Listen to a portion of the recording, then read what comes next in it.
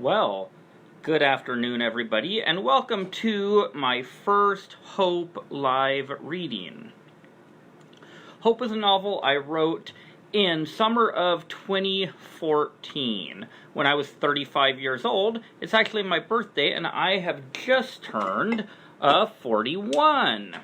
Just wanted to turn the sound off on something. And so I'm going to start reading this novel. I want to encourage you, if you have questions along the way, feel free to put them in the comments section on the video. I can't promise I'll answer because some of them might be spoilers, but I will do what I can. I really think Hope is the first of a set of 3 novels, a trilogy. All of them are written. Hope is the only one that is currently in publication, but I'm hoping to have the other 2 in publication within the next year or 2. We'll see how that goes, but I'm actually going to be reading the entire trilogy, including the unpublished novels, on these read-alongs. That is, as long as interest stays and people are still watching them. So, not to be fishing, but along the way, if you want to give me an occasional encouraging word, that will be a good way to make sure we keep the read-along going till we get to the end of the series. I will probably read about 20 minutes every day. So, without further ado, not too much explanation needed, I don't think. I will simply begin. Hope by Peter Vick. Chapter 1, 2 Messages. Alva Danae rode his gray horse over the dry, cracked ground. Occasional brown shrubs made an appearance, doing nothing to improve the scenery. Why anyone would want to live in Bracia is more than I'll ever understand, he thought. Bracia was on the far western end of the kingdom of Lacinia, and Alva was delivering a message to the mayor there. Most of his work consisted of delivering messages lately. It was boring work, but not difficult. His plan, as usual, was to deliver his message, get a meal and a drink in the local tavern, and get on his way. This was the one redeeming thing about going to Bracia. They had a fine tavern with good ale and fine steak. Alva never liked to stay in a night in a town. His father had always taught him to avoid unnecessary trouble, and towns were often a place to find trouble, especially for a stranger. And Alva was always a stranger. Danae was a name he seldom, if ever, used. The name was not totally forgotten, and its associations were not usually friendly these days. Alva was well known enough among the wealthier men in the Empire as a reliable messenger or bodyguard. This provided him a comfortable living after his fashion and aroused no associations with regard to his family lineage. It was still early morning. He had started before the sun came up and would come to town in a couple of hours. Delivering the message would not take long, and then he would go to the tavern for breakfast. This would allow him to eat around 10 o'clock, his favorite time for breakfast. This was just the right time to have a hearty appetite to satisfy, but not be too hungry to really enjoy it. Most of his meals consisted of dried meat, dried berries, and hard bread. But this made his meals in the towns all the more enjoyable. Towns did have their good points, and Alva thought most of these could either be eaten or drank. As his horse plodded along, patches of grass began to appear and then become more frequent. Before long, Alva came to a road that passed between the fields and irrigation ditches outside of Bracia. These would go on for a couple of miles. Hundreds of season changes before, settlers in Bracia had learned to cultivate the dry ground by channeling water from the Camden Mountains. It was amazing what this ugly land could produce with the right coaxing. His father had always said, "Better a farmer than a warrior," but the world needs warriors too. Well, Alva thought with a smile, I'm not much of a warrior these days, but the world needs messenger boys too.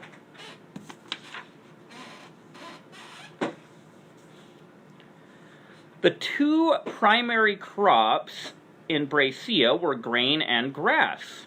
The grass was for grazing cattle, and Alva passed many a field of fat, healthy-looking steers, contentedly awaiting their future slaughter. Not a bad life that, he thought. A life of luxury until you make a quick end you never knew was coming. And life had a purpose. Breakfast for the likes of me. Alva chuckled at his clever little thought. The one drawback to his nomadic lifestyle was that he seldom had company to share in his witticisms. Of course, whether anyone would think they were funny anymore was another question. When he was 18, he had a captive audience of giggling teenage girls often enough. But it had been a long time since he was interesting to them. The feeling was mutual. Soon enough, he came into Braccia, where he rode directly to the mayor's mansion, which doubled as the mayor's offices. He announced himself to the guard, who immediately gave him entrance. They had seen one another a few times before, and Alva was expected this morning. He knew all the lands in the kingdom of Vlasonia so well that he could predict his arrival accurately within a few hours. Unless, of course, there was an incident, but incidents were few lately. After a short wait, Alva was directed into the mayor's office, a large, round room containing a large, round man. The mayor was a head taller than Alva, and had a large, round head on top of a large, round body, sitting on large legs that were as close to round as any legs Alva had ever seen. He had a large red mustache and the remains of red hair around the rim of his bald head. He gave a grave look at first, but when he spoke, one had to muster all his strength to hold in a hearty laugh. One would expect a deep, grave voice, but the mayor had a high, squeaky one. His voice was all the more noticeable because he had the habit of dragging out his syllables to the absolute max. "Alva, my boy," the mayor greeted him. "So good to see you again." The mayor was one of very few people who addressed Alva with a paternal air. Alva found great humor in this because they were about the same age. Of course, I've aged better, he thought with a silent chuckle. "It's good to see you, Mr. Mayor," he said out loud. "And how was your long journey?" the mayor asked. "Slow and quiet, sir. Here is your message." Thank you indeed. It must be an important one for me to have the pleasure of seeing you." "I suppose so, sir. I don't give the messages much thought." Wise indeed, son. Can I offer you some refreshment?" "No, thank you, sir. I'm going to eat breakfast at Sal's Tavern after we're done here." "Ah, Sal's Tavern, my favorite establishment for eating and drinking. I frequent it quite often." Alva could not suppress a smile at this comment, but the mayor smiled back, and then they both had a good laugh. The joke was obvious, and the good-natured mayor had no delusions. When they had finished laughing, the mayor said, "I wonder, Alva, if I could impose on you to deliver a message to Sal, seeing that you are headed there." "How many more coins shall I put in your sack for the extra delivery?" "None, Mr. Mayor. It's no extra trouble." Thank you indeed. Give me a moment to scrawl some official notes, and I will send you on to your magnificent breakfast." After he had received the note and his fee, Alva laughed all the way to the tavern. What a man the mayor was! It was almost worth the ride to Braccia just to talk to him. Chapter 2. trouble in the tavern. As Alva approached the tavern, he could smell the lingering scents of bacon, eggs, pancakes, and steak from the preparations for the large breakfast crowd he had arrived just in time to miss. Alva never entered a room without observing everyone in it, as well as the lay of the furniture and the relation of the people to the furniture. Sal was behind the counter, and his daughter, Salia, was leaning against the other side talking to him. The breakfast crowd had left, and the only other people in the room were a skinny farmer at a center table and a thin woman in a black cloak sitting in the far corner. The woman had a presence Alva sensed immediately, but he directed his attention to Sal. Sal was a fat man, but did not look like it after the mare. He had a naked bald head and naked arms bulging out of his sleeveless shirt, perfect for cooking steak over a hot fire and dripping some of his own sweat in with the sizzling steak fat to add extra flavor. Must be what makes it so good, Alva chuckled. Alva, Sal greeted him. Welcome. It's been far too long. Eh, Salia? Too long indeed, Salia replied. Alva caught a slight blush that warmed his spirits. She was a short, plump, cheery girl in her mid-20s. She had a bright, pretty, chubby face, and her little double chin did nothing to diminish her charm. Why she was not yet married, Alva didn't know, but he was sure she would make a fine wife for a farmer. Such joys were not for a man like him, but he appreciated the blush anyway. Here for a late breakfast? Sal asked. Yes, but first I have urgent business. The mayor sends you this message. Alva handed Sal the folded note on the mayor's official paper. Sal read the note and smiled. Did you read this? He asked. I never open a message before it's delivered. Well, Sal grinned. This one concerns you. He cleared his throat and began to read. Whether he did it deliberately or not, Alva could not tell, but he seemed to impersonate the mayor's voice and enunciations as he read. My dearest Sal, the illustrious guest carrying this note is a very good friend of mine and carries my special favor. Please put everything he orders on my account at your fine institution, and make this your regular practice whenever he graces your door, in due appreciation for services rendered. My very best regards, Balsasar, Mayor of the fine city of Brescia. By the time Sal had finished reading, Alva, Salia, and the skinny farmer and himself were all laughing heartily. Alva even noticed that the woman in the corner had cracked a faint smile. In that case, I may have to move here and eat at your fine institution 3 times a day, Alva said. Most welcome, Sal responded with a glance at his daughter. Alva caught a second blush. What do you have, Alva? She asked. Steak, eggs, fried potatoes, and a big glass of ale. A little early for ale, isn't it, Mr. Alva? Salia asked, her eyebrows raised.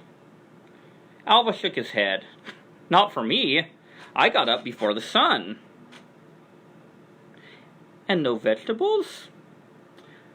Potatoes are vegetables, Alva said with a grin as Salia gave him a stern look. I'll tell you what, Alva said with a grin. Bring me any vegetables you think I should have, but not too many. My father always taught me not to be wasteful. It's the mayor's money anyway, Sal quipped. Alva took a seat awaiting his breakfast. He sat in the corner opposite the bar on his right, which allowed him to observe the woman in the other corner on this side of the room without being observed. Alva was a master of unobserved observation. His father had taught him this skill as soon as he had taught him to speak. The woman was sitting down, but Alva could see she was unusually tall. She was thin, but not in an unhealthy way. Her black cloak was pulled closely around her so no one could see what she wore underneath. Her hood was up, but her face was visible. Her hair was pure black, and black eyebrows were set above her eyes, which were very light gray. Her face was thin and pale, and her lips were roughly the same shade of gray as her eyes. She was beautiful in a way, but not like any other woman Alva had ever seen. She sat still and silent, apparently deep in thought. Part of Alva wanted to talk to her, but starting conversations with women was a skill he had lost a long time ago. Still, he was impressed by her, and he continued to observe her as he had devoured his immense breakfast. As Alva was finishing his breakfast, a group of 5 Huron peacekeepers came in. Alva always found humor in these proud young men in their shiny armor and big-hilted swords. None of them had probably ever drawn a sword except to show it off. Peacekeepers was an ironic name because they usually had no real police work to do. Instead, they usually roamed around causing mischief. "Welcome, men," Sal said. "The mayor warned you against bothering my daughter anymore, didn't he?" The men seemed taken aback by such a direct comment so soon after their entrance. "He did," their captain replied, and then he asked Salia, "Were we bothering you before?" There was a slight hint of intimidating sarcasm in this question, but Salia held her own. "Yes, you were," she said. "And I'll thank you not to bother me again." "My apologies," the captain replied. "We won't be bothering you anymore." Alva was relieved. He could handle these yapping young pups blindfold, but if he were to protect Salia from unwanted advances, he knew she would never forgive him for not marrying her afterward. The captain was sulky after being handled so ably by a barmaid. This put him in a sour mood, and he wanted to take revenge on someone. "Who's that dingy-looking fellow in the corner?" he asked Sal. "A friend of the mayor's," Sal said. "Wow," the captain replied. "The sphere of the mayor's patronage extends almost as far as the sphere of his girth." Everyone, including Alva, chuckled at this. Even the woman in the corner cracked another faint smile. Alva thought this a very clever witticism for a peacekeeper. Unfortunately, the captain was not done. Now he addressed the skinny farmer. "Mr. Findle, it's so nice to see you again. How about buying the boys a round of ale for our fine peacekeeping service?" Sorry, Mr. Captain," the farmer replied, but I can't afford it." "Oh, come now. Surely you won't turn down a group of thirsty public servants." He grabbed the farmer's money bag and jingled it. "Sounds full enough to me," he said. Well, you see, sir, that's for my week's supply of chicken feed," the farmer said. "Better hungry chickens than thirsty peacekeepers," the captain replied. "Otherwise, we might not have the strength to stop anyone who would want to burn down your barn in the middle of the night.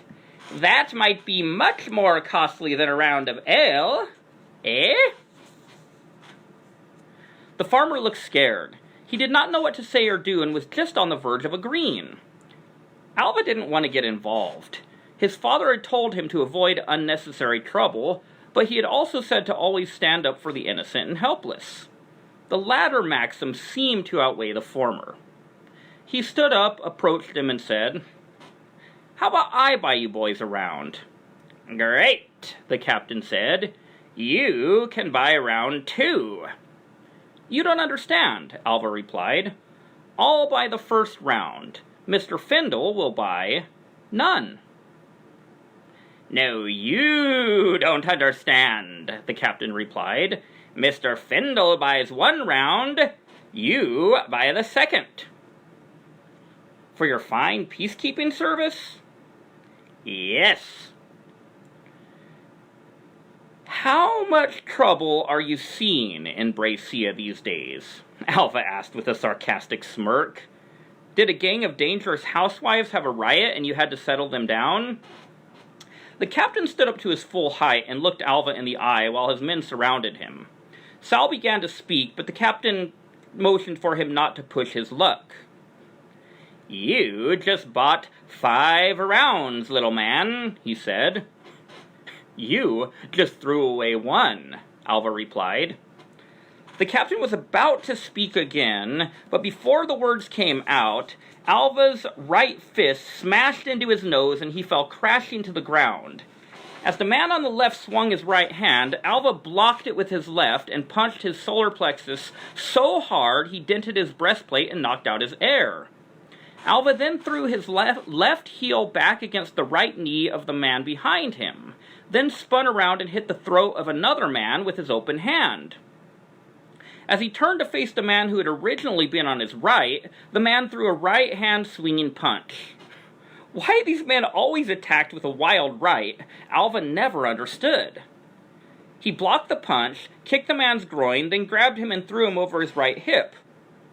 The tavern had a wood floor, and the entire room shook with the man's fall.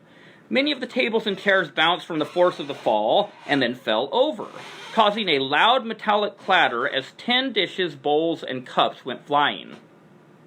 By this time the captain was back on his feet and was drawing his sword. Alva moved in quickly, and as the captain tried to begin an overhand strike, he caught his wrist in his left hand, struck it with his right, then slid his right hand down and wrenched the sword from the captain's grip. As he spun his body around, he grabbed the captain by the throat with his left hand and held the sword handle high above his head with the tip of the blade directly facing his mouth. "Have you boys ever seen a sword-swallowing act up close?" he asked the other soldiers as they tried to scramble to their feet. Suddenly, the woman in the corner stood up and said, "That's enough, everyone. You soldiers can leave now." "Who are you to give us orders?" the captain asked in a cracked voice. Alva inwardly chuckled at his attempt at arrogance when a sword was pointing down his throat. The woman walked forward, pulled back the sleeve on her right arm, and placed her hand where the captain could see a silver ring with a bold H-shaped crest. The captain's attitude immediately changed. "I see, ma'am," he said. "If this gentleman will release me, we'll be on our way." As Alva let him go, the captain said, "Give me my sword." "You mean my sword?" Alva asked. "Give him the sword," said the woman. We're going a little over today, but I'm going to extend it a little to get through chapter 2. "Give him the sword," said the woman. Alva felt an automatic impulse to obey. This woman's presence seemed to command obedience, and he, Alva Denay, very nearly did exactly what he was told without question. He checked this impulse, however. He was Alva, his own, and he had no master. He would obey orders if contract was involved, but not otherwise. Thus he broadened his shoulders and answered, "If I were to take orders from anyone in the world, I'm sure it would be you. Unfortunately, that is not my habit." "Give him the sword, and I will reward you," she replied. "With a kiss?" Alva asked. Out of the corner of his eye, Alva noticed that Salia reddened for the 3rd time that morning, but this time it was definitely not a blush. "No," the woman replied. "What else is it that you have that I would want?" Alva asked. He had not said anything resembling flirtation to a woman in over 20 season changes. Why he did so now was difficult to say. On the one hand, he found this woman more attractive than he had found a woman in a long time. On the other hand, she was obviously noble. One simply did not speak to nobility in this way, and it was a way of showing his independence to her natural authority. "Trust me," the woman said. "Give him the sword and you will be rewarded." "Well, I'm taking it on faith," Alva said as he handed the captain the sword. No one spoke as the peacekeepers limped and clanked out of the room. When they were gone, Alva looked at the woman. Her hood was down now. Her hair was tied neatly behind her head. She was about the same height as Alva and was looking him directly in the eye with an emotionless stare. "Now," he said, "about that reward." Be at this tavern in exactly 10 days, and you will receive your reward, she said. Why 10 days? He asked. Be at this tavern in exactly 10 days, and you will receive your reward, she repeated. Alva thought of many more questions, but he sensed that she had no mind to answer them. He made a quick decision. He had no pressing jobs, and this woman piqued his curiosity. If she meant treachery, he could probably handle it. But if so, why would she wait 10 days? Exactly 10 days, he asked. Yes, she said. I'll be here, he replied. Good. She gave a nod of the head, and with that left the tavern. Salia had disappeared into the back room, so Alva said goodbye to Sal and made his exit. Many questions were swirling through his head. Why would this woman reward him for returning that sword? Why wait 10 days?